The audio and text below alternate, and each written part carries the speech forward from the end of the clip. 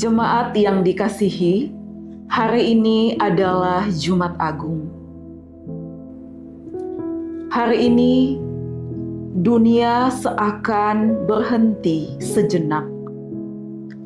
Bukan karena gempa atau badai, tapi karena ada seorang yang mati dengan cara yang paling hina di kayu salib.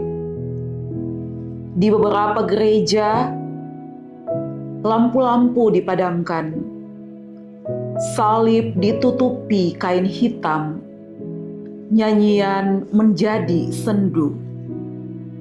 Bukan karena orang Kristen itu suka akan kesedihan, tapi karena kita tahu keselamatan kita lahir dari sunyi yang mencekam di Golgota. Coba bayangkan diri kita ada di sana, di antara kerumunan yang bising. Beberapa orang mengejek, beberapa menangis terseduh-seduh. Para prajurit sibuk membagi jubahnya. Dan di tengah semua kebisingan itu, ada seorang yang tergantung di kayu salib. Tubuhnya penuh bilur, kepalanya tertunduk, napasnya tersengal-sengal. Itu dia. Ia bukan seorang pemberontak, bukan pula seorang penjahat. Ia adalah anak domba Allah yang membawa dosa dunia, termasuk dosaku dan dosamu. Yesaya bernubuat, dia ditikam karena pemberontakan kita, diremukan karena kejahatan kita. Setiap paku yang menembus tangannya adalah bayangan dari setiap kata kasar yang pernah kita ucapkan. Setiap duri yang menusuk dahinya adalah gema dari setiap kesombongan yang pernah bersarang di hati kita. Setiap cemooh yang dilemparkan kepadanya adalah pantulan dari setiap kali kita memilih jalan sendiri dan berpaling dari Allah. Di kayu salib itu, dia diam, tidak membalas, tidak mengutuk. Dia hanya menggumamkan doa. Ya Bapa, ampunilah mereka. Jumat Agung menjawab dengan diam yang berat, mengapa dia harus mati? Dia harus mati karena dosa bukanlah kesalahan kecil. Dosa adalah pemberontakan terhadap Allah, dan upahnya adalah maut. Bukan hanya kematian fisik, tapi keterpisahan kekal dari sumber kehidupan.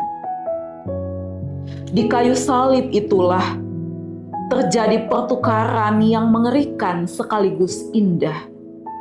Dosa kita ditimpakan kepadanya, kebenarannya diberikan kepada kita. Menjelang akhir, ketika kegelapan menyelimuti tanah dan bumi bergoncang, Yesus berseru, "Tetelestai," sudah selesai. Itu bukan seruan orang yang kalah, bukan juga ratapan orang yang putus asa. Itu adalah seruan kemenangan dari seorang pejuang yang telah menyelesaikan misinya. Lunas sudah hutang dosa manusia, genap sudah korban penghapus dosa, selesai sudah rencana keselamatan Allah. Hari ini, di tengah dunia yang terus berputar, Jumat Agung mengundang kita semua untuk berhenti sejenak, untuk memasuki ruang hening, berdoa, kembali mengingat, kembali merayakan pengorbanan, kematian seorang yang paling agung, yaitu Yesus Kristus Tuhan kita. Ambillah waktu teduh, renungkanlah, betapa kasih dan pengorbanan Yesus Kristus adalah yang paling agung, adalah yang paling besar untuk manusia. Mari kita berdoa. Tuhan, terima kasih untuk kasih dan pengorbanan yang agung dan mulia itu.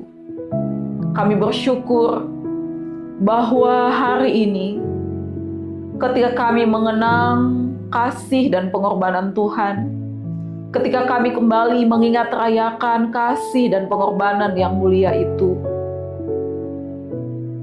mata iman kami terbuka, sehingga kami boleh hidup di dalam pengharapan, kami boleh hidup di dalam terang kasih Tuhan, dan tetap mempercayai bahwa Tuhan yang telah menyerahkan hidupnya bagi kami adalah Allah yang hidup, yang telah, sedang, dan akan selalu menyertai langkah-langkah hidup kami.